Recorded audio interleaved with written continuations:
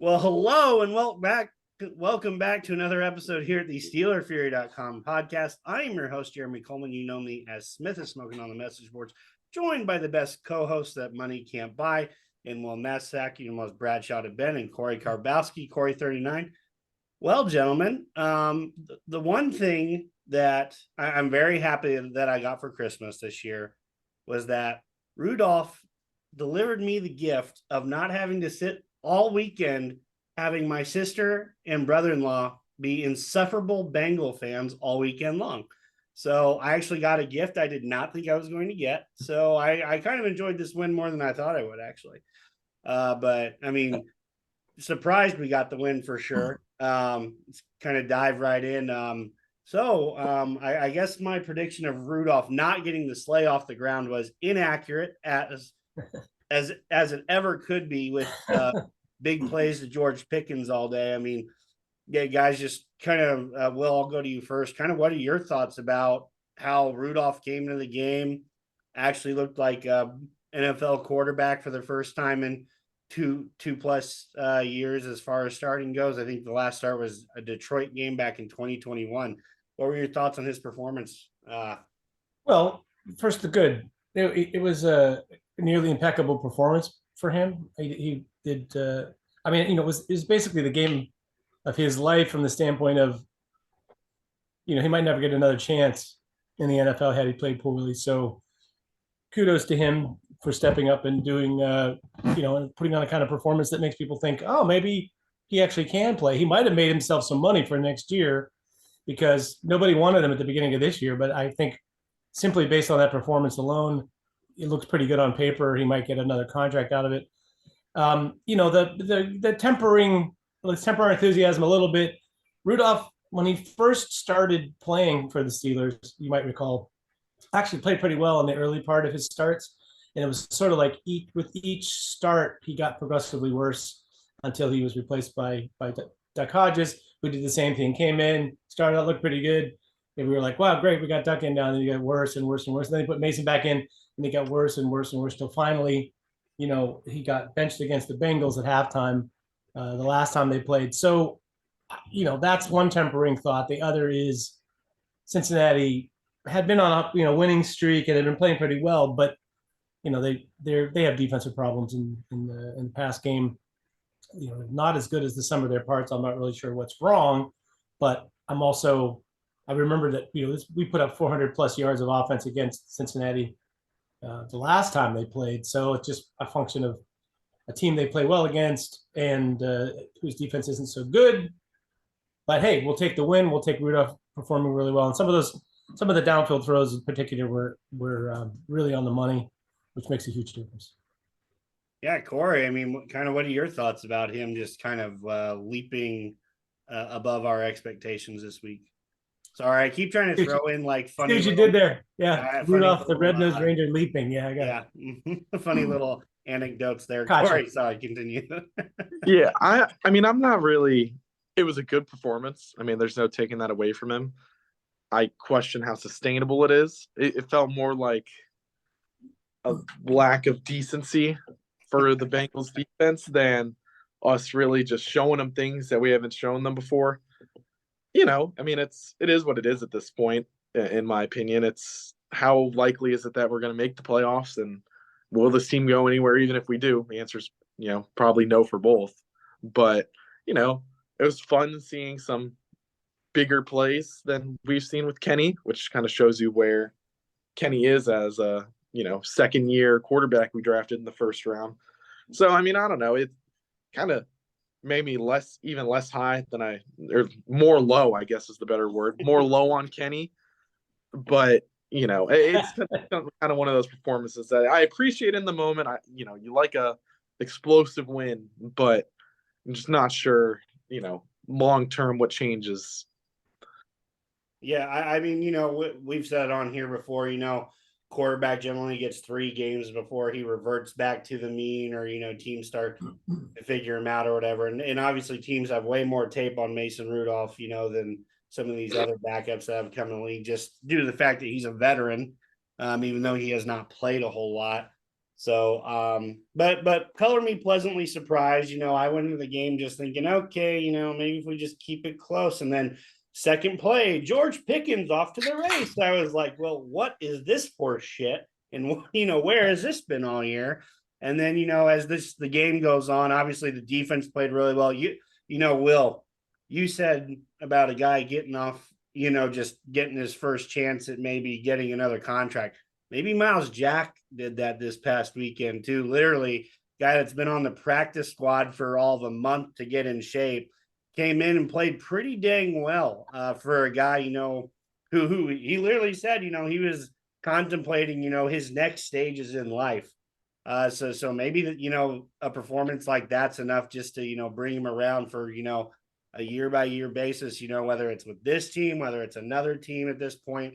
But he played really well for a guy who hadn't played football all year for the most part. So kudos. He's still only 28. That's true. And I'm sure it was a relief to not have to play next to Devin Bush. So Fair. Like he definitely looked better than he did at any point while he was with the Steelers in the last go around. So maybe the desperate, the realization that he's closer to the end than the beginning, and having a solid partner next to him on the field probably made a big difference for him, I think. But I'd like to see more than a one-game sample, but that was kind of amazing the way that not only he stepped in, but Eric Rowe and like they brought people off the street basically to play in this game, and did a pretty dang good job of. I mean, granted, they played totally vanilla defense, and the quarterback threw it to them like 3 times, but hey, it worked. And playing zone is a veteran. That's a veteran move. Like it's when you have to have vets to do that. A lot of the younger guys have never played zone. If you're like an amazingly talented quarterback that kind of gets picked in the first round, like I don't know, Joey Porter played much zone his entire life until he got drafted, right? So bringing those veteran guys that know how to play zone, the subtleties of it a little bit, I'm sure helped them. Yeah, so just goes to show, the Steelers actually, had better depth than I think we kind of thought they did, or at least it looked like so this game. Let's not go down the path of other games where they haven't. So right, like we said, right now we're on that high. Let's stay there. But nice to see George Pickens have a big game. After kind of being in the headlines for all the wrong reasons. It seemed like over the past month he rattles off a huge game. Actually, and I didn't realize this until I saw it earlier today. That puts him over 1,000 yards for the year. Wow. I didn't know that either. Yeah. Well, when you get 200 yards in a game, stats get inflated. But I mean, yeah. I mean, that shocked me too. Because honestly, I feel like that guy barely touched the ball. Yeah, honestly, I figured like our leading receiver probably had like 700 yards. And in theory, I was right, because then he just tacked on 200 some and got over 1,000. But just nice to see him play well. Obviously, Mason didn't have like a perfect day. He missed Deontay a few times. But honestly, I think a big part of the reason the offense was successful in general was they tried like hell to make sure Pat Freiermuth was not a part of this game plan. And sure enough, he wasn't. But then we actually feasted elsewhere. So it was nice to see when one thing doesn't work, we can actually win another way. So I mean, honestly, I was really excited to start Pat in 2 of my playoff leagues this week because he has torched the Bengals. We've seen it for like the past 2 years, and a big fat donut from him on that front. Yeah, I was going to say the thing about I mean, you can't take away from the game that Pickens had a great game, but basically he caught a slant pass, and the safety was a little late getting there and took out like at least 3 of his own guys, maybe more actually when you count the guys that had to like go around or over him to get chasing the ball carrier. So that's something that, maybe, hey, it's a little bit lucky and you made a good play out of it. That's great.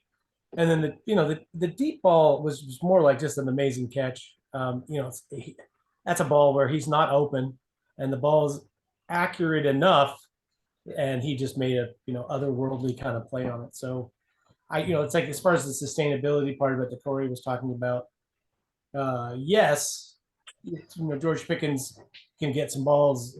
He can catch the slant. We can throw the slant to George Pickens comfortably, and we can get him the occasional deep ball, but it may not always result in him running all over a team like he did this week. Sure. Good to see us able to run the ball. I know that defense was a little softer with no DJ Reader for the Bengals, but it was good to see Najee run at 4 yards a clip. Najee was, or I'm sorry, not Najee. Jalen was able to chip in with some of his own, but just it's really hard to find a lot of faults in this game, gentlemen, and that's not what we're about here at SteelerFury.com. So maybe we just kind of move on, just kind of chalk this one up to saying we got to sweep the Bengals again, which we didn't think we were going to do at all this year at one point. So we'll take the win. But we do have quite a bit of a challenge, in my opinion, as we have to go across the coast to play Seattle, who is starting to play better football. Not perfect football, but they're playing good football. Let's kind of dive into some matchups. I'll tell you right now, with Landon Roberts, it's not a season-ending injury, but he is not available this week per Mike Tomlin.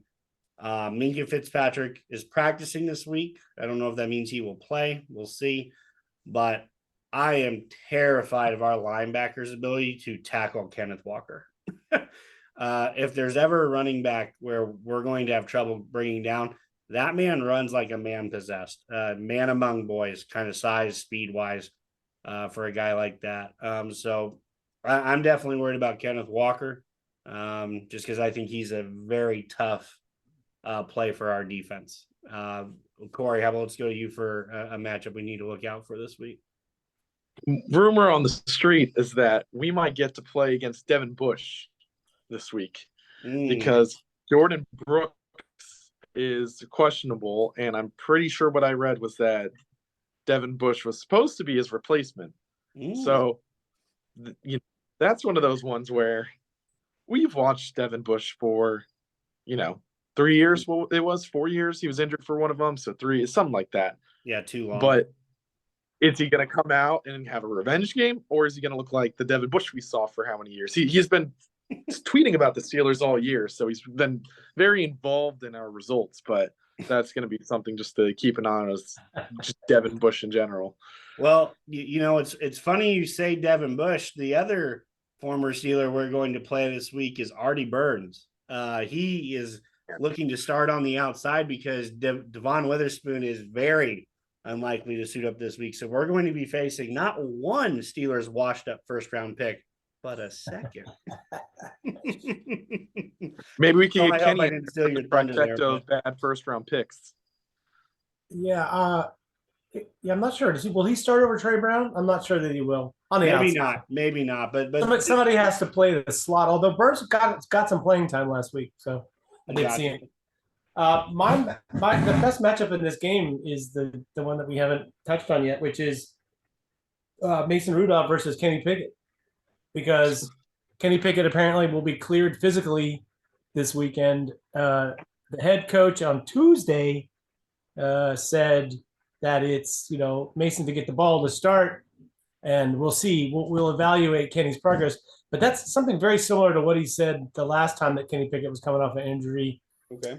Where they said Mitch Trubisky was going to start, and then by the time they got to Thursday, it was like suddenly, well, no, Kenny's going to start. Yeah, that's true. Maybe there's a little bit of gamesmanship in terms of not letting them know what's happening. But I think it's a really interesting question. I mean, I can see both sides. It depends on what your motivation is.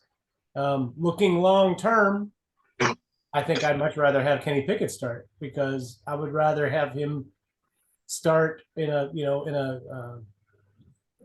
must-win game, right, against a good team on the road, and see what he's got, going, provided that he's healthy.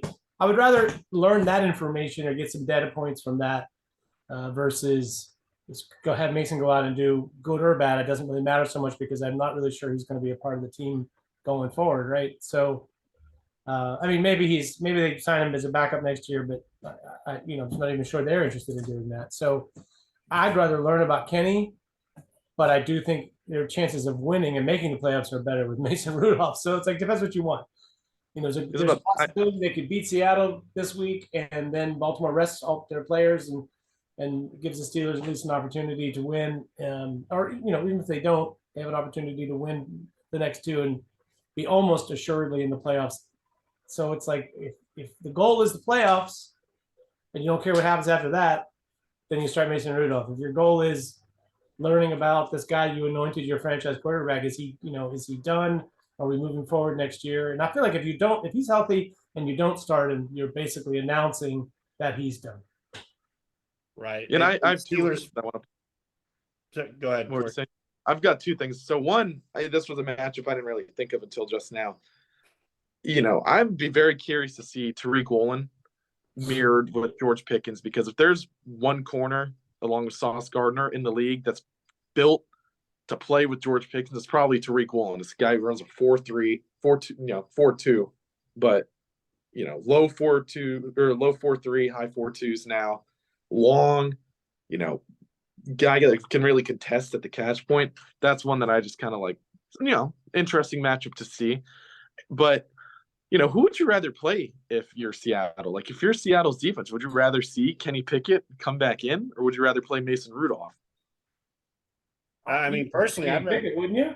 Yeah, I'd be thinking Pickett too. I mean, yeah, guy who hasn't had many reps here the past few weeks, guy that doesn't take a lot of chances, just de facto, he still leads the league in the fewest turnovers, even though, he hasn't played, the last few weeks. He's still got the lowest turnover rate in the NFL, among qualified quarterbacks.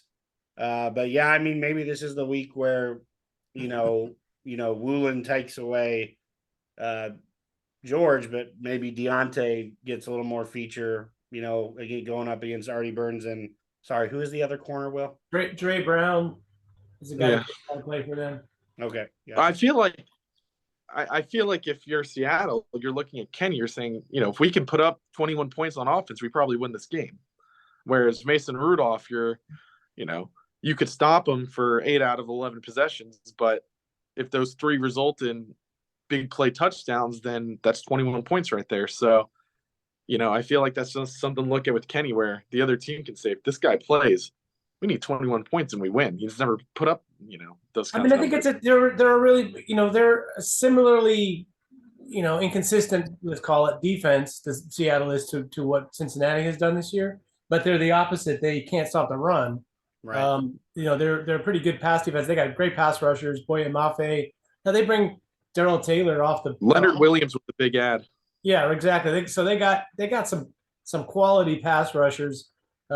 It's a their back end's pretty good, and they have quality pass rushers.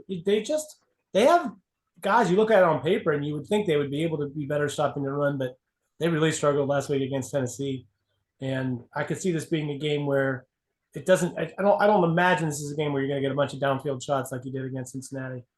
Could be proven wrong, but this seems less likely. Or if they are, they'll be more forced looking. I think with the Seattle's defense getting off the field though, with having the trouble running the ball, that's a bigger issue to me. So I don't know, Jeremy, you're got any thoughts for why Seattle can't stop the run? I mean, I think it starts with their defensive line. I don't think they're very gap sound a lot of the times. They're kind of more of an upfield attacking unit, kind of like we are this year, to a degree, and have been the last few years. They're more of a, aggressive team when it comes to their front seven. So there's times where they just, they're expected to go a direction, and that just happens to be the de facto play where you are not. Like, if you go that way, you're out of the play. But I mean, they don't exactly have like a ton of size, like you said, they're more athletic pass rushing types, even Leonard Williams, don't get me wrong, he's a great player, but he's more known for his pass rush ability and his ability to get off blocks and go get the quarterback rather than sitting in there and taking on the run. I think people had that perception when he was with the Giants because he was playing right beside the other really good defensive tackle. Dexter Lawrence. Yep, thank you. It's about to say I can't remember his name, but I can see him. He'd be in your nightmares if you saw him. So, but I don't see that guy or whatever. And then Darrell Taylor, by nature, is a kind of a smaller edge rusher. We thought he'd be a 3-4 outside linebacker. Yeah. Who's playing defensive end. Boye and Mafe is a little bigger. Playing around at least 260 and whatnot. But, and then I can't even name the other defensive end off the top of my head, unfortunately. They like that style guy, though, even though it's a 4-3, Mm-hmm. they like the guys who are almost like 3 or 4 outside linebackers. They've done that for some time now. In fact, what's the guy from Purdue that was their interior pass rusher for years? It was great. Escaping me right now, but he was the smallest. Kawan Short. Let's say again. Was it Kawan Short? No, before that, earlier or older than him. I'll think of it later. But anyway, they were an undersized guy who had a super quick get off, and they just in general have always had this quick, really great pass rushing front is what they prefer to have. Right. But you'd think with Bobby Wagner and Draymond Jones and Jaron Reed, they would be a little bit better at clogging up the middle. But those guys are more attackers. You're right about that. Yeah. So because that's what. Oh, I had it for a second there. Sorry, I thought of the guy. Shoot, I hate that too because they're my arch nemesis too. Being in Indiana here, so yeah, exactly. It's all good, man. Cliff Averill. Oh yeah, Cliff Averill. Yeah. There you go. Boy, I kind of forgot about him. I don't know how. Great player. Have on the Hoosiers all those years, but but yeah, I honestly I think Pittsburgh comes out with a win this game if we play Mason. I don't think we do if we play Pickett. I just think Mason's more ready. One, I think having a whole week of practice and getting ready for the Bengals was a big step for him there, because it was a Saturday to Saturday game as far as that goes, because, we were pretty quick to nix Trubisky after the Colts loss. And then he basically gets another full week and a day, to take a look at this team with their injuries, with Devin Bush playing, with Artie Burns playing. It's like, how deep can Seattle go on a defense that just really isn't there yet? But don't want to get too far into predictions because we'll save that for down the road. But one thing I did want to bring up, because Will alluded to this briefly, just to put it out there, Steeler fans. So basically the scenario to get in is very simple. If we win 2, we are essentially in, because the teams we need to lose are the Colts and the Texans, and they play each other in the last week. But that's only one. That only clears out. That only gets into the 8 seed. They have to have a Buffalo or Jacksonville loss in addition to that. Like basically, there are 3 teams ahead of them, one of whom is guaranteed to lose because they, unless they tie each other. So it's a very good. Which is possible. Yeah. I might have seen that. I think that might have been an earlier scenario before some other teams lost this weekend. So I might have seen that earlier. Yeah, I did both things. I looked at the New York Times predictions, and then I also played it out on the playoff predictor. So there's definitely a couple of ways that even if they win, that they can get knocked out, but not too many. It gets very specific if they win 2. But as we all know, winning the next 2 for the Steelers is a bigger if than almost anything else. However, if the Ravens, I think they play Miami this week. If they beat Miami, they lock up the number 1 seed. They might not have a whole lot of, Although, do you remember the last time that the Ravens had nothing to play for in the last week and they played their backups and the Steelers only needed to beat them and to make the playoffs? You remember what happened? I choose not to. So yeah, it's like someone said to me, you're almost better off having the Ravens play their starters the way that the Steelers have traditionally played them the last few years, rather than their backups. They haven't fared so well against. Anyway, sorry, Jeremy, interrupted you. You know what would be really nice to get for Christmas one year? The Steelers just to control their own playoff destiny. I think it might be asking for a little bit too much, but Santa, I just want to let you know I'm putting it out there early so we don't have to worry about this shit next year. It's like every single year we have to win our last 2 and have like 7 other teams lose. It's like, good Lord, can we just win one more that we don't have to go into these stupid scenarios every year? That's what happens ridiculous. When you're playing for never had a losing season instead of anything else. Well, that's what happens when you lose to 2-10 teams in a row. You beat either one of those teams. If we even beat one of them, you're already in. Right. If you don't beat either of those teams, maybe you don't deserve to be in. Yeah. I mean, what's crazy is how many games do you look at this year and you can say, oh, the Steelers have played well. They played well that game.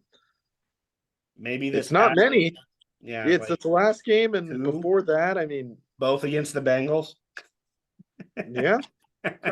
Yeah, against Baltimore, sort of, you know. I mean that second Browns game was okay. Yeah. I mean, not like a great game, but it was a solid enough game. So, we're up to putting 3.5.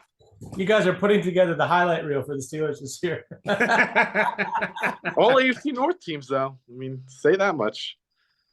It's true. They know their opponents. You look at the records of the teams in the NFL. It's like it's not all that hard to get to 8-7. Honestly, it's like look at the number of teams right now that are between, say, 9-6 and 7-8. It's like that's everybody in the league except for like 6 teams, right? So, right. But mentioning the Bengals, and going to use this to transition to our pick segment here. They have a big game this weekend. If they want a shot to make the playoffs, they obviously have to win out. But the team they're playing has just as much to win for than any other team out there right now, because Travis Kelce, Pat Mahomes, and Taylor Swift, they're all on a slide. So some would argue that Taylor Swift did it. It's her fault. She ruined the Chiefs. I saw a hilarious meme where they zoomed in on Travis Kelce, and it looks like there's like an obvious hickey or whatever. And they said, suck the talent right out of him. But anyway, the Bengals have to head to Arrowhead. Right now, the Chiefs are favored by 7 at home. Corey, let's start with you this week. How do you like this one to unfold? I like the Chiefs. I'm just going to give this warning to anyone who's listening. The Chiefs, where they are right now, will not be where the Chiefs are next year. If you remember what they did with that offensive line when they everyone's talking about, oh, they need to give Mahomes an O-line. They completely revamped that unit in a single offseason. 3-4 new guys. They invested money, picks, all into the O-line. I assure you, even if they, who's writing them off them and not make the Super Bowl still? I mean, they look rough, but can you truly write them off until they're out? I mean, none of the other AFC teams look like complete juggernauts. So, I'm just going to say I like the Chiefs in this game. It's more so the Bengals that I dislike than loving the Chiefs right now, but I'll say I think the Chiefs are going to completely revamp their receiving unit next year, and they might have very few losses this time next year because of that. Yeah, I think the Bengals, it'll be a little bounce back for them. They were on a good roll. They just played a bad game last week. And the Chiefs, I think, have to be something close to desperation mode right now. And they're playing against a Bengals defense that can't stop the pass. So take the over in this game. I don't know what it is, but I'm guessing it's going to go over. I actually think this might be a close game, but in a way that's a good thing for the Chiefs, who will figure out a way to win in the end. And I think what they need is like a momentum kind of a win, something that, gets them going a little bit, and that maybe having to put up some points against that porous defense will help them. I mean, the thing is, Kansas City's defense, they're much like the Steelers defense. They kind of they'll hold the line well enough if their offense just plays normal football. But it hasn't been working that way for them so far this year. I like the Chiefs barely, maybe not to cover, even a 3-point game, let's call it. Yeah, see, that's where I'm going to go. Just after watching how the Raiders just smacked around the Chiefs this past week, I feel like Cincinnati can do that. It's all about whether they will do that. After watching, the Steelers-Bengals game this past weekend with my brother and sister-in-law or whatever, they were telling me little things about the Bengals, that you don't pick up on unless you really watch them all year. And he said, if we run from shotgun, we suck. If we run from under center, we actually have a pretty good running game. So if they can kind of copy the success that the Raiders had against Kansas City, as far as running the ball with Joe Mixon, which they have been doing later in the year, I think they have a chance to win this one. But, the Chiefs need a win so bad. Like, that they're on a skid right now that you just have not seen under Andy Reid and Patrick Mahomes. So I think that they have to find a way to win this week, and it kind of looks like Jamar Chase is still out. Probably won't be available till next week. So I think the Chiefs kind of tighten up their defense and make it just as hard, maybe not as hard as, Browning played against us. We just kind of picked a great game just to go off and have a really good game defensively. But I do think it's close. So I like the Chiefs to win, but not to cover. Hey, Jeremy, how many? The Chiefs are 8-6 now. Is that right? Or 7-6? No, so they're 9-6. Oh, sorry, 9-6. Got the numbers wrong. Mm-hmm. What would their record be if they didn't have L'Jarius Sneed or what's his name, Chris Jones? Like those two guys are their defense. Like those guys make every play. It's amazing. Once in a while, Bolton or somebody else. Bolton's been injured for most of the year. What's that? He's been out. Bolton's been injured for most of the year. We all like Leo Chenal, but he hasn't really come along as fast as they needed him to. Because I'm just saying, it's like the last few weeks, really, Sneed and Chris Jones are making every play. Mm-hmm. So yeah, I kind of feel like it's a miracle that they've gotten this far with their offense playing the way it has. They just, like I said, their defense. Those two guys are just kind of holding the fort. Like, mad respect to them. Yeah. If they want a recipe to repeat, run the ball. Pacheco, if we can run, he's out this week again. Yeah. Oh shoot, I hate to hear that, but okay, well, never mind. I rescind my previous comment. Anyway, let's get to another matchup. There's some teams vying for some last spots here in the NFC North. Packers travel to Minnesota to take on the Vikings. Right now, the Vikings are at home. They are favored by 2. Will, how about you start out with this one? Who knows? I mean, the Vikings still are. They're still mathematically alive. Mm-hmm. The Packers are not. So they are both 7-8. Yeah, in a way, I feel like the Packers are technically still alive. Or, I don't know what the tiebreaker situation is in the NFC. I'm sorry, I failed you guys by not knowing. But I kind of feel like the team that has the spoiler going for them seems to do better in these last couple of weeks of the season. Just a hunch. I'll take the Packers. They really haven't played very well lately. In Minnesota, gave it their all last week against Detroit, but to me, this is a little bit of a letdown game, and wouldn't be surprised to see the Packers win. Gotcha. I for different reasons, I like the Vikings this week. Early in the week, the Packers are down to Romeo Doubs as their only healthy wide receiver. Like everyone else is hurt. So I think if the Vikings can kind of shore in on the running game of the Packers and and limit where the play action stuff doesn't work for Jordan Love, that's typically where that offense tends to struggle. So for that reason alone, I don't know where the fireworks are going to come from this week for Green Bay. So I like Minnesota to win a close one. Ty Chandler is actually a pretty decent back. Hopefully they keep running him out there a little bit because I need him to win for fantasy, obviously. so I'm a Vikings fan de facto this week because I need him to play well.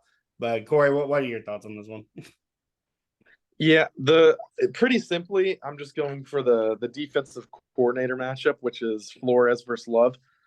I think I mentioned it when we played the Packers. Love is one of the worst quarterbacks against man and like heavy blitz man.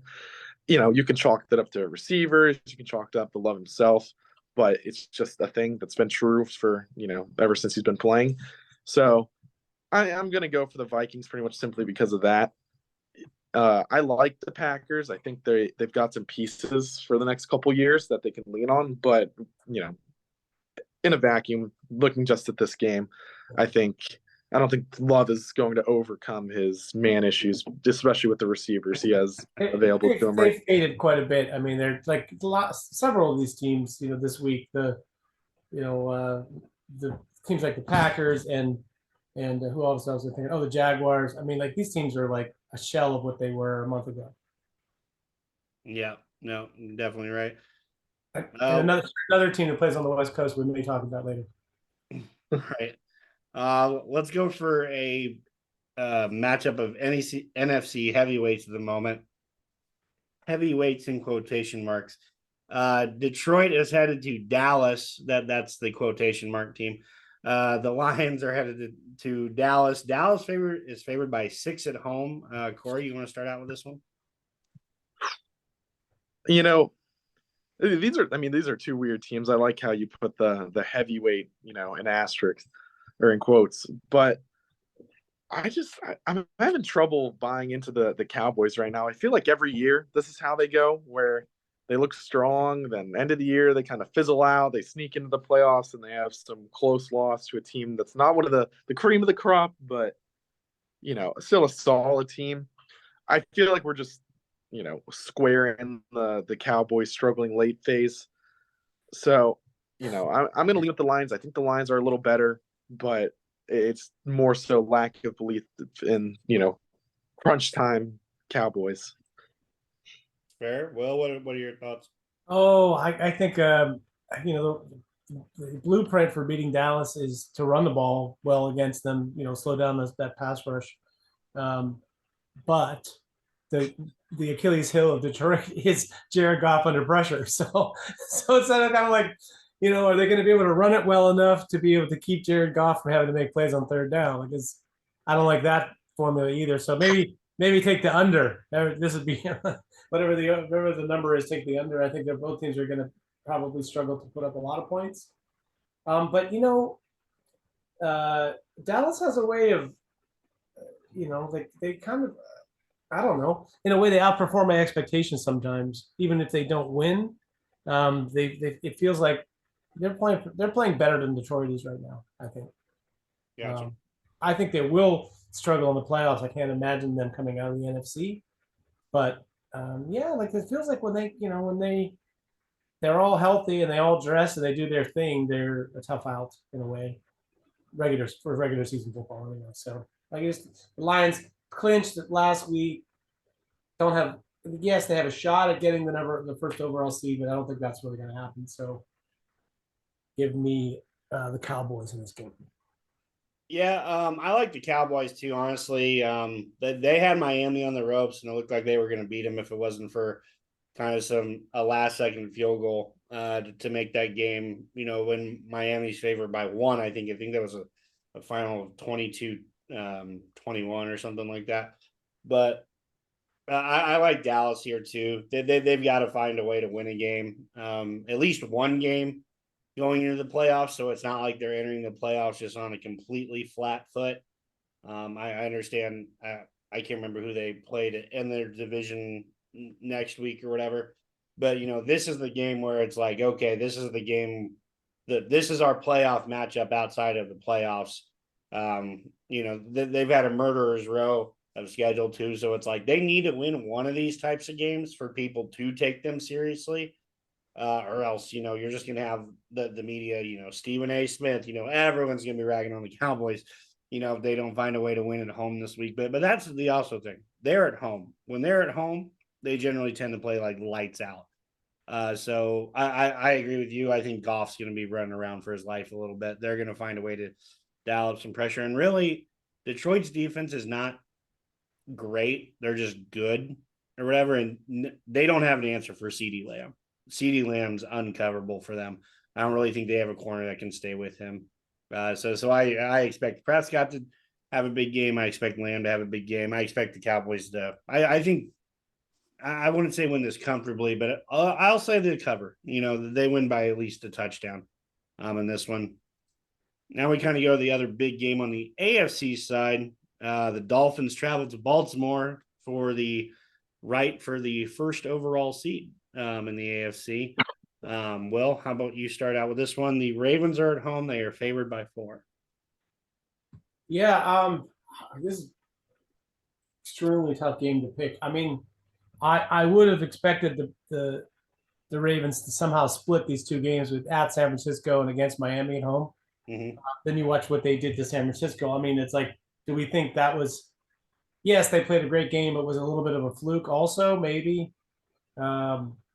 so I'm not sure. I'm not sure they're like that much better than San Francisco, and I'm not sure that Miami is playing much worse than San Francisco right now. Like in other words, they're a quality opponent and have a lot to play for because basically, if Miami loses this game against Baltimore, then they have a chance to lose it. I mean, they're playing for the division next week against Buffalo. So I guess I don't. There's not a lot of sense to it because Baltimore really was impressive last week. But based on that alone, I'm just going to go the other way and take and say Miami maybe figures out a way. I'm sure that Mike McDaniels is watched everything that happened in that game and thought about long and hard about what he would do differently. So he had a chance to see what the test drive looked like, and now he can design something a little bit better. The difference between Miami's offense and San Francisco's offense, yeah, maybe they don't block as well, they don't run as well, but they still have some really good running backs. They still run it pretty well, and they have Tyreek Hill. I'll take Miami in a close game. Yeah, Corey, I'm going to let you go next because I remember in our text chain you had an interesting thing to say about this one, so I'm going to let you go next. Yeah, it's I'll probably pick the Ravens in a playoff game, but for a lot of the reasons Will just stated, that Shanahan system's all pretty. It's not the same stuff. McDaniels is kind of like the 1.2 version of Shanahan's 1.0 offense, where there's just a couple more wrinkles, a little bit more modern. Shanahan's still, an elite coordinator, one of the best offenses in the NFL. They have guys too, but I think Miami just threatens you in some more vertical ways than the 49ers are capable of with their roster. Like I said, if it's the playoffs, I think I'm taking the Ravens. But just because McDaniels comes from that same tree, the bones of what the Dolphins do is all over the place in the 49ers offense. They're going to be able to see every single thing that worked, what didn't work. It's basically like, you played them the week before, but you didn't. So I'm going to take the Dolphins here. I'm pretty high on the Ravens just overall. But I think, just going back to back with these two Shanahan kind of systems, it's making me lean more towards the Dolphins. All right. Well, that's good because I'm going to buck the trend here. It's no fun when we all agree on the same team anyway. I was very impressed with what the Ravens did against the 49ers. Normally the 49ers are the team that goes out there and play bully ball. That could not have been the more adverse storyline, inverse of how I thought that game was going to go. Really got to give the Ravens front seven a ton of credit. They all played like with hair on fire. I mean, they were physical, they were fast, and I mean, they would not let offensive linemen get off their blocks. They made it absolutely hell. And for that reason, then that's why I'm taking them. I don't think the Dolphins have as good of a line as even San Fran did. I understand late in the game, San Fran lost both tackles, but that's the other reason. I never would have thought I would have said this, but Clowney is playing in a really good level for them as just a pass rusher off the edge. His speed is still, that's what he's been known for ever since that hit against that one South Carolina running back. That's what we've all known him for, his flash, his speed.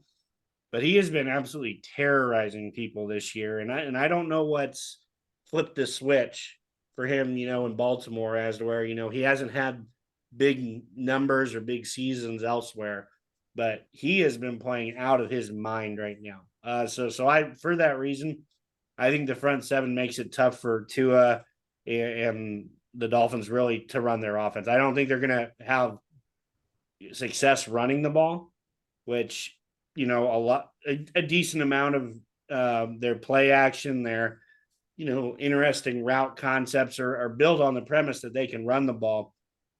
I don't think they're going to be able to do that. So I like the Ravens here, and Lamar just pisses me off to so many upteenth degrees. Like, you see Lamar play quarterback and you're like, okay, he's about to make this throw. And then he just sits there for like 3 seconds waiting for the edge rushers to go out of a lane so he can just step off, take off, and then just simplify his read. Drove me insane 2 weeks ago and even more last night.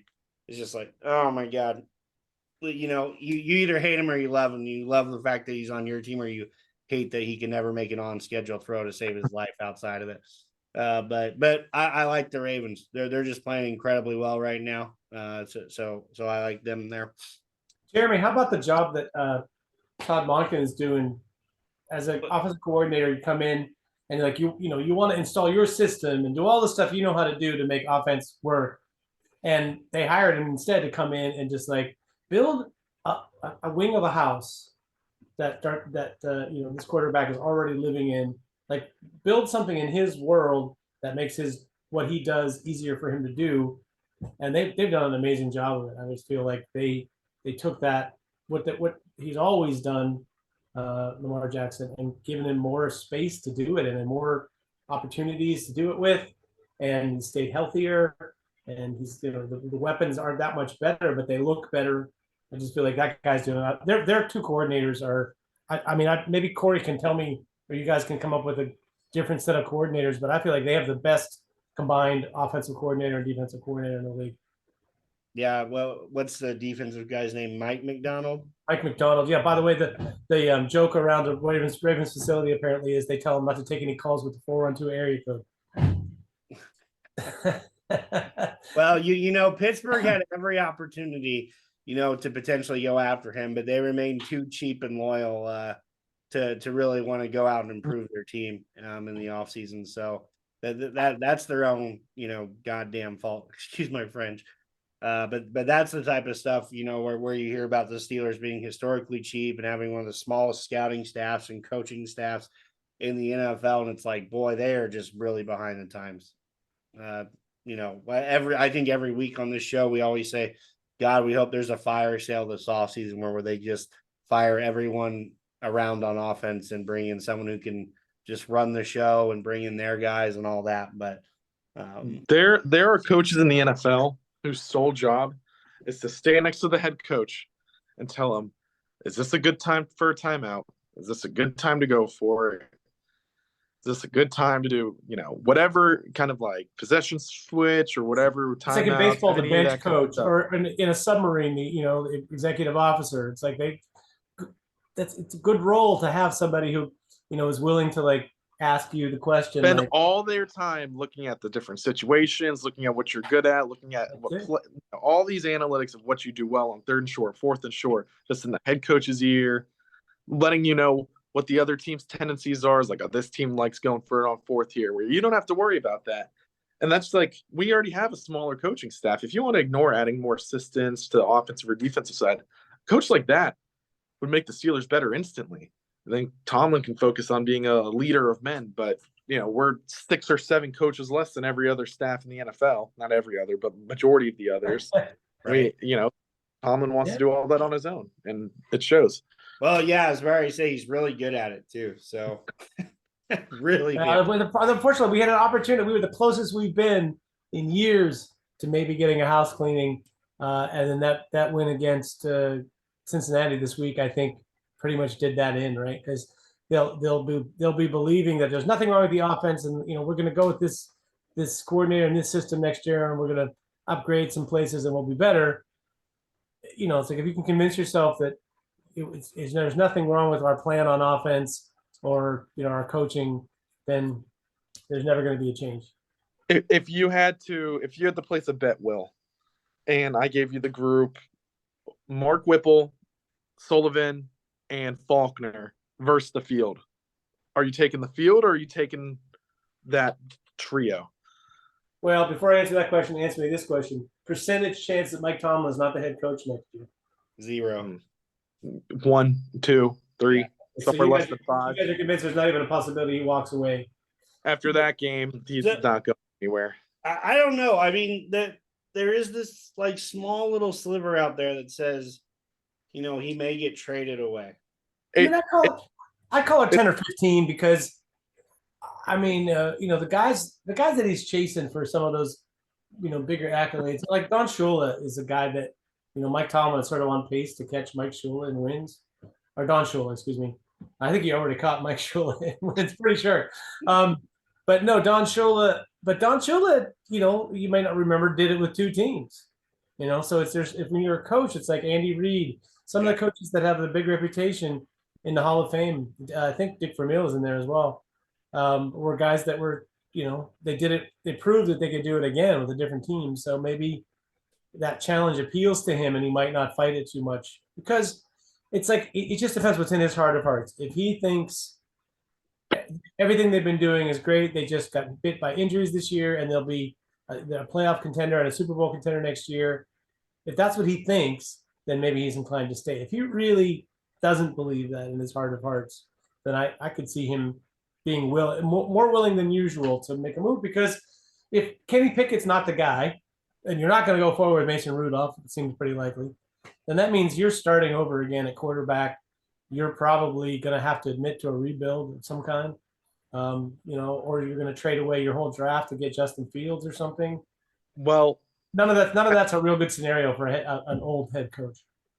I can tell you, here's my stab at what their offseason plan looks like in their eyes. I bet you it involves something like, admitting Kenny was wrong. So Kenny either doesn't play this week or he plays garbage, one of the two.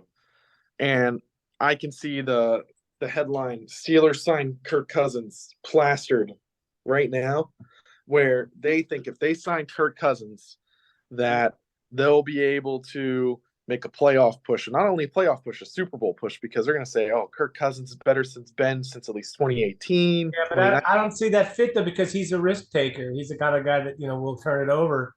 Well, and then, sorry, not to cut you off, Will, but one of the big things that's working against that right now, you look at the salary cap situation for next year, the Steelers are $6 million over the salary cap. So, I mean, who do you I think played around the other day with this a little bit. I mean, I think there's some obvious cuts. Okorafor's gone. You save like $9 million there. You cut Allen Robinson, he's gone. You save another like $7 million, $8 million there. I think the Mason Cole experiment's over. I think you have to put someone else at center. He's not playing that good. I know that's not like the Steelers to, just abandon a starter, without a solution. But I mean, there's really no way he can be there. And then you admit a mistake and you cut Trubisky. I mean, he's sitting on the bench costing you $8 or $9 million. So right there, just if I remember correctly from my calculations, we go from being $6 million over to 26 or to 29 million in cap space or something like that. So I mean, but is that even enough to sign a Kirk Cousins, even if you do all of that? I mean, I think the other thing is you have to look at Watt, Minka, and maybe even Hayward, restructure or extend all of them, because that's the only way you got to add rookies onto that too. So rookies are going to add costs onto that 26, and that's assuming we add no one else in free agency, which it's assumed we would. I'm just saying, I mean, let's say you find out Kenny's not the answer, which we all know where we stand. But let's say we need these last 2 weeks to figure it out. Kenny's not the answer. I mean, who can you replace him with? I mean, are we really looking at like a Michael Penix / Bo Nix? Is that what they want to do? Because you're not getting Daniels, Williams, or May, and the free agency quarterback. I think you're trading for Fields. I mean, that's the thing. They'll trade away that one to get Fields. The Steelers are the team that would do it, because Tomlin always loved that guy. He's an Ohio State kid. I could 100% see that fitting. It's this idea of, you look at the guys, just talk about Trubisky and Pickett were the main guys that they wanted to have there. He's of that style. He's just a little bit, more athletic than the athletic guys. And he moves around and avoids the pass rush and extends plays better. And he's got a bigger arm, and so forth. So I would really like that. I don't know about them wanting him. I don't know about you guys. I'd really like that, as long as we bring in a legitimate quarterback coach and a legitimate offensive coordinator, because basically all of Fields' issues stems with bad offense being put around him and him having inconsistent pocket footwork. Pocket footwork can be worked on with any quarterback. This has been proven time and time again. This can be stuff that can be fixed. But you need a legitimate coach, and then you need an offensive coordinator who knows how to put guys like that in the right position. So how would you feel about a Greg Roman coming and being the offensive? No. Yeah, that's what I thought. So Greg, okay, so here's the problem with Greg Roman is he's very good for like the running game for a quarterback, but Greg Roman loves his old timey passing concepts. So like stuff that drives a lot of like scheme gurus mad with stuff in the modern NFLs, like Hank, which is just curl flat. The reason they hate it because no one wants to throw the flat and the curl flat. So that's kind of clear that out. And if you throw the curl, if it's not there, guys are just sitting still. So there's a lot of concepts where you end up with guys sitting still, and that's what was kind of the Baltimore's kryptonite for so many years, was that when you have a guy like Lamar, you want guys running away from guys. So then when he breaks pocket, they can either hit it 180 and wheel it off, or they can just keep on running, and you can have guys who win with their speed. When you have these stopping concepts, it's pretty easy to chase a guy when he's dead still, then he takes off. I mean, they drill that stuff all the time. Like that's press off the line of scrimmage technique. That's stuff that cornerbacks work all the time. So, small little Greg Roman rant, but that was, problem with the Steelers offense too, where, when you put receivers stationary at the end of their routes, it's just not good in the modern NFL. It's bad for improvisation. It's bad for getting open. Even if you get protection, guys aren't working to get open then. So it's kind of my. Okay, so go back to your original question. I think the one factor that anybody that you're interested in for offensive coordinator who's actually interested in the job, they're going to have in common is that none of them is modern or worth a crap. Because why would you take this job? Even with Justin Fields, even if they say, hey, we're bringing in Justin Fields, you're still under Mike Tomlin. You're still doing what the last three coordinators that Mike Tomlin wanted them to do. And it's like it's career suicide to come in as a hotshot offensive mind into a place like Pittsburgh or any place with a defensive-oriented head coach who doesn't get it, that they need to leave that side of the ball sort of autonomous. Here's a question, Will. Do you think Tomlin loves Fields enough where he'll say, I've got to do whatever it takes for this guy to succeed. I banged on the table to trade a one for him. Now I've got to let a guy come in and do the job that I want Fields to be able to do. No, you don't think so? No, because it doesn't jive with attrition football. You're bringing in a guy like Fields because remember that the Bears, he made that big play late in the game against the Steelers, and Tomlin was all like, yeah, that guy he's nails late in the game, and that's one of the reasons he loves him so much. So I think you want to play that game, keep it close, and then unleash Justin Fields in the fourth quarter. And it's like he thinks his results will be better than unleashing Kenny Pickett in the quarter, Well, and we'll talk more about this, I'm sure, in the offseason. But, I would take Justin Fields as it stands over all the quarterbacks in this year's class except Williams. I mean, but you're also taking him over next year's class. I mean, that's the thing. Yes. Which I wouldn't do. So, because if you bring Fields in, you're not bringing him in for 1 year. Whereas Pickett, I'd almost rather have Pickett be anointed the starter next year and have it fall to pieces. Because at least then I know I might have a shot at bringing somebody in who's young and affordable who can play. But yeah, in a way now they put themselves in the worst possible situation because they got a quarterback that's pretty sure that he can't play. But if they try to replace him this offseason, it's going to be expensive in some way, or they're going to overpay for a college guy. In all honesty, there's a real world where we just say, oh, Kenny is injured last year, even though he's always injured. Kenny was injured last year. We should have moved off Canada earlier. And then we just roll with Kenny and, two shoddy backups again. Maybe we draft a guy later, like a Aiden O'Connell, there's playing it like let's use this year's example, like a Michael Pratt in the 5th or 6th round, where it's a guy who's not remarkable, but plays like Kenny Pickett and is young. So, because, Kenny's about to be 26, 27? Yeah. Like something ridiculous like that. Like that's brutal. Says the guy who's 21, but yeah. So let me ask you the wheelchair. It sounds like you guys are pretty convinced that it will take at least a first rounder to go get Fields from the Bears. I don't know. I think that organization's horrible. So I don't think it. I hope they keep their GM because I feel like we might be able to get him for like a second. But that's the thing, all the teams that guy doesn't want to get fleeced by, it's the Steelers, Sorry, so you beat me to it, Corey. I led you too far into that. Maybe we can expose them for a draft pick that isn't as worth as much as they think it is. Let me ask you this question though. So, the Steelers have a pretty glaring QB need.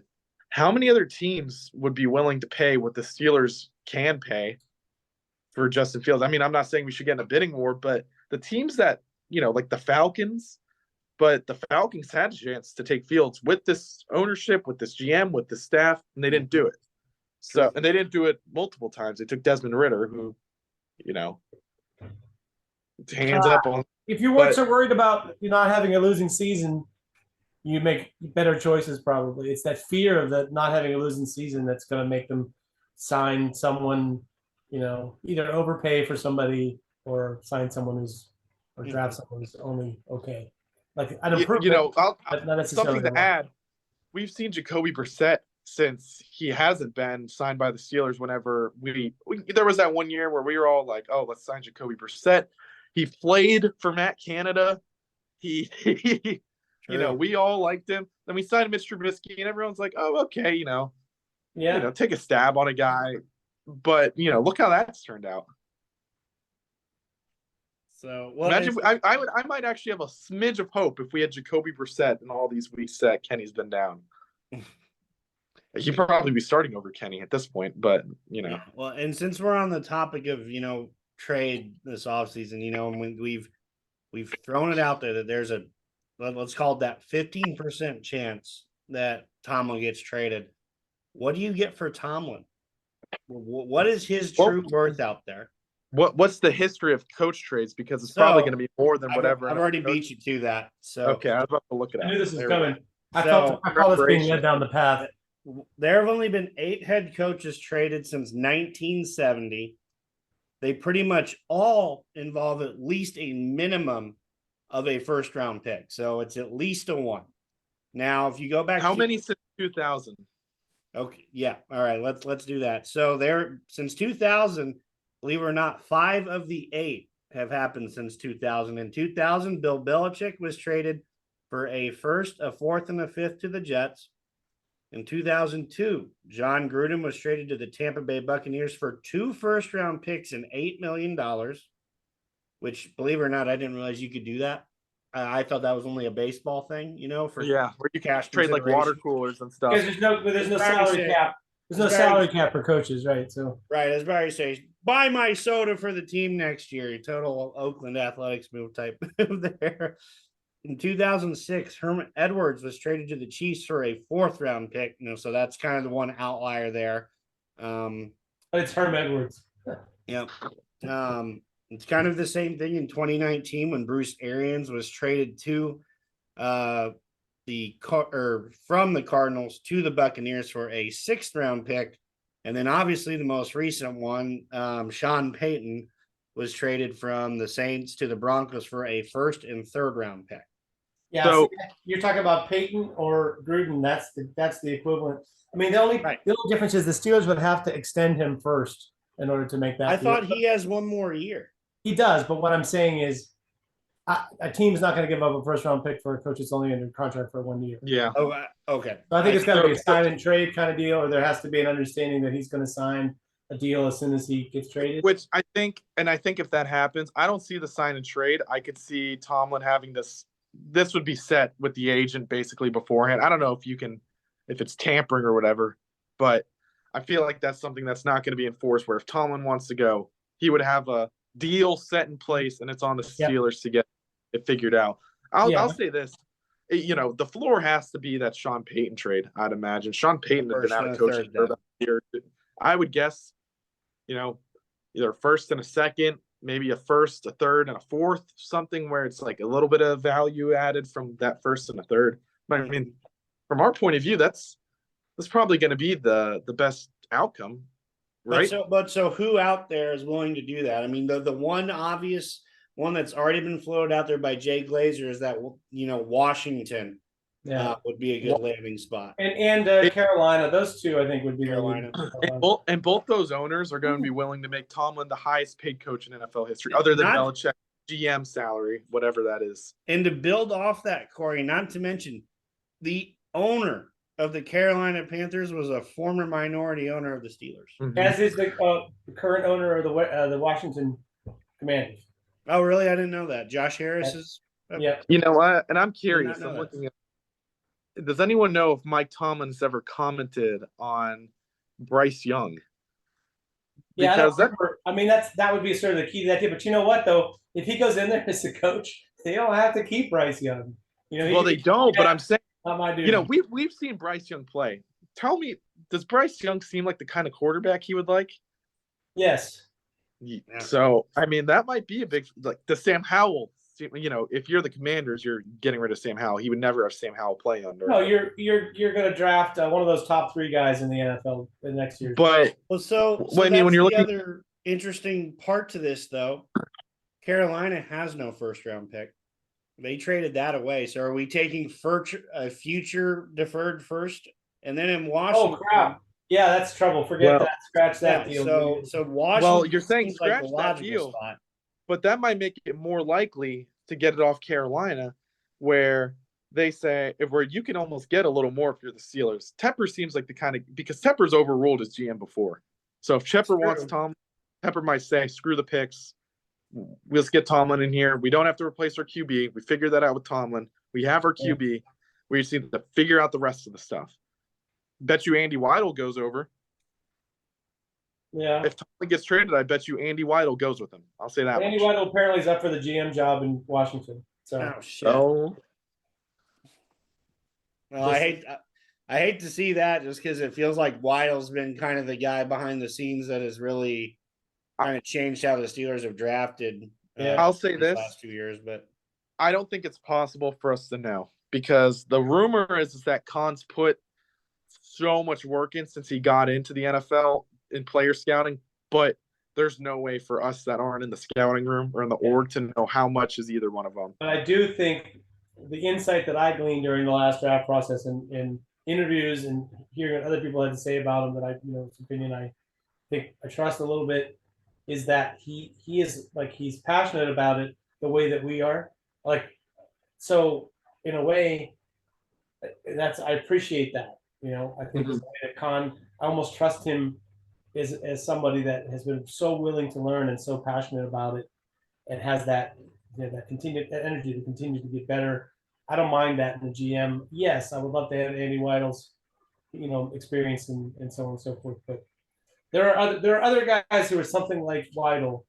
There aren't as many guys who have the smarts and energy, passion to get better that Khan does with his age and position that he's in, the franchise he's with. So I kind of I'm leaning towards saying I would rather keep Khan if I had to lose one right now. Gotcha. Okay.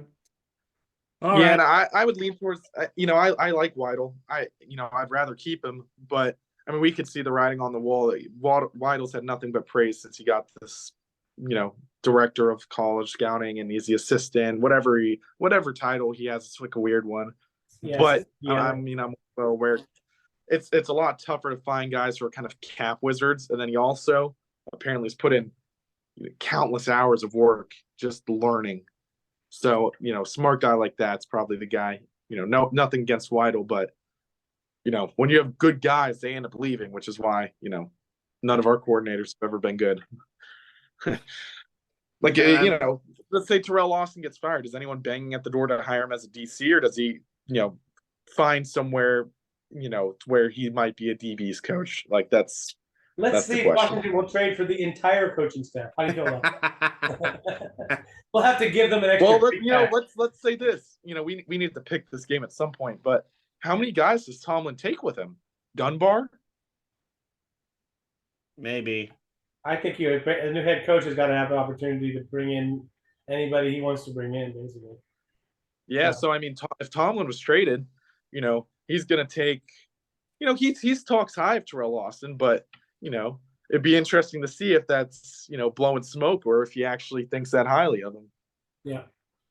It would also be interesting, if Washington says, you have an open checkbook, to bring whoever you want here too. Which they would say with their owner. Yeah, I mean, you don't get the sense that he's ever had that in Pittsburgh. That's another question. Has Tomlin ever gone to the Rooneys and said, "Listen, I need more money," or is this kind of a situation where he likes being there? Because there's I'm sure we've all met someone where they like being cheap for something that benefits them, not at all. Where a little bit of a story. My kicker, my freshman year, was able to pick any kick net he wanted. We had an old one, and he was able to pick any new one. He picked the cheapest possible kicking net that he could find, just because it saved the guys above us, about $150. We called him a dumbass for 4 years for it. But was Tomlin that kind of guy? Or has Tomlin really been hamstrung where he can't hire a lot of the guys he wants because of money? Yeah. Maybe it's both. Yeah. But believe it or not, Pittsburgh has a game to play this weekend. Like I said earlier, they enough trading Tomlin talk. Right. Yeah, we could go on all day. So they head out to Seattle, take on the Seahawks. Seahawks are favored by 3.5 at home. I'll go ahead and start out on this one because I don't think I've taken on the role of starting one of these out yet.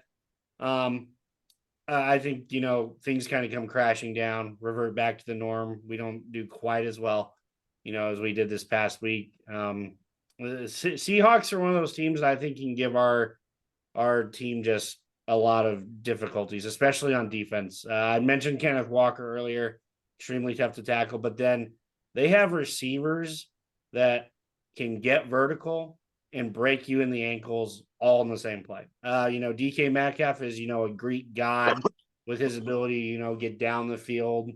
I still remember that tackle, he had on Budda Baker from like 2 or 3 years ago, where it's like, holy shit. This kid, he's just more athletic than I think you see in a week-to-week basis, football-wise. But he's a big wide receiver. So, if Porter's following him, I hate to know who is on Tyler Lockett and Jackson Smith and Jigba, because those guys run routes on a dime. They explode out of their cuts, do all the above. And then Noah Fant is a mismatch in his own right against our 4th and 5th and 6th and 7th string inside linebackers at this point. I mean, it was written earlier today, that Blake Martinez is going to be taking on a bigger role this week. It's like, oh, great. So I think our defense just has a lot of trouble getting off the field this week. I think that across the board, they have talent that makes it very hard for Pittsburgh to do what they do, to sit back, try to tackle the catch. Because 1, we're not good at tackling the catch this year. And 2, they have speed. They have speed all across their roster on offense. So that's where I'm a little worried. So I think Seahawks win. I think they do cover. I'm going to go 24-13 Seattle. Corey or Will, go for it. Yeah, I'll go. I'll let you go last, Corey. I've been going last lately. That's fair. Well, tough position. Just to think of something else bad to say that hasn't been said already. No, I appreciate the game that Rudolph put up, and this. It's not like Seattle's defense is necessarily great, but to me, the story is these teams are kind of mirror images of each other, really. They each have like a stud freak wide receiver, and they got another guy who can get open a lot, and they have the propensity to play these close games. They're sort of built for that style of football. That's the problem. If you're Mike Tomlin and you're used to playing that way, you're counting on your team being better, more comfortable in the tight environment and playing a close game than the other team is. But in this case, I think Seattle is, the team that could beat them at their own game. So I expect it to be a pretty close game. Like I said, Seattle may struggle to stop the run a little bit. And I think Geno Smith is kind of underrated, especially as a fit in this offense with those weapons. He's very accurate throwing the football. He's got a couple of weaknesses to his game that prevent him from being like in the next tier quarterbacks. But when they're rolling, he's can be pretty good. So I think it'll be back and forth a little bit in a very close game. I'll take Seattle at home because it's a close game, and it's either Mason Rudolph or Kenny Pickett starting. Traditionally they don't do that well on the West Coast in a place like Seattle. So I think Seattle close game. They've won twice in a row now, 20-17 has Seattle, but I'll make it 20-16. I feel like it was just a late score. The Steelers might even have a lead in the fourth quarter, but I have a feeling that Seattle will find a way. All right, Corey. it seems like we're all in agreement. I just think of last week as kind of a flash in the pan. It was a surprise, but I'm not sure how much of it was really sustainable the whole way around. You know, Geno Smith is not going to look like how Jake Browning did last week. It's just straight up not going to happen.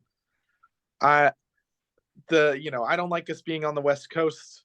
I'm not sure how well, we might be able to run the ball. That might be what'll happen. And, we could, get a lot of surprise yards out of that. I kind of almost don't care which quarterback is out there. I think Mason is going to have the game he did last week, and Kenny is Kenny, not going to turn the ball over. He doesn't have a game.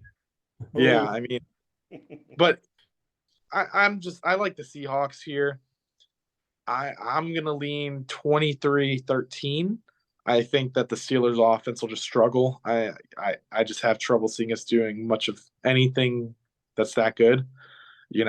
I think they match up well with us on defense is more the bigger issue where they have, Deontay hasn't been. Rudolph is one of those guys who likes targets. Like he likes his guys that he likes to hit. Pat's not one of them, and that's where, the Seahawks will be weaker is in that middle of the field passing the ball. He doesn't love hitting Pat. He doesn't love hitting Deontay.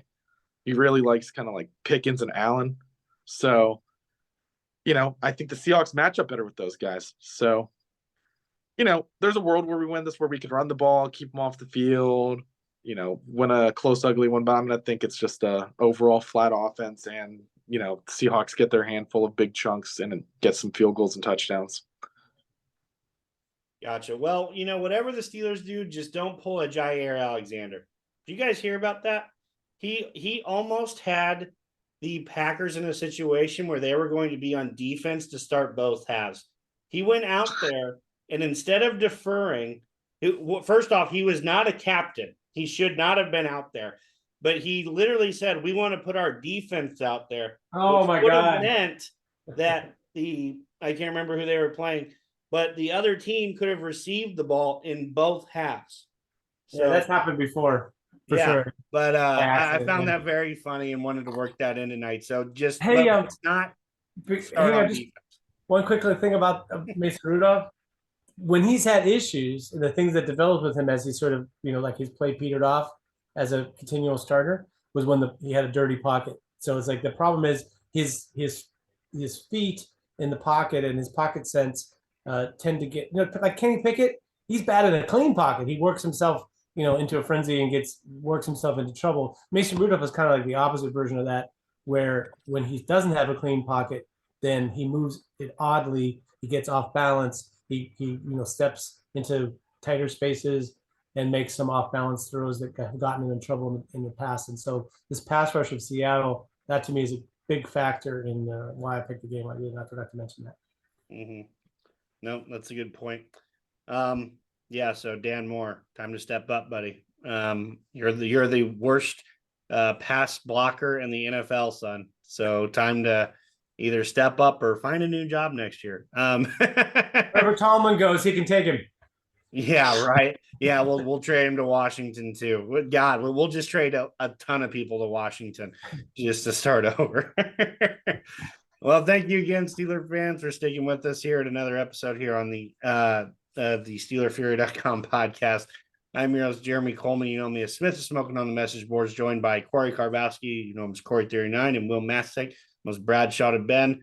So hopefully, Steelers can close out with 2 wins and at least make it interesting, and maybe sneak into the playoffs, and that it tends to be just a little more than what we've needed the past few years. We've always needed some help to get in. But they always find a way to make it interesting. You got to give our team that. So thanks again. And here we go, Steelers. There we go. You might as well play the lotto. Better odds. For sure.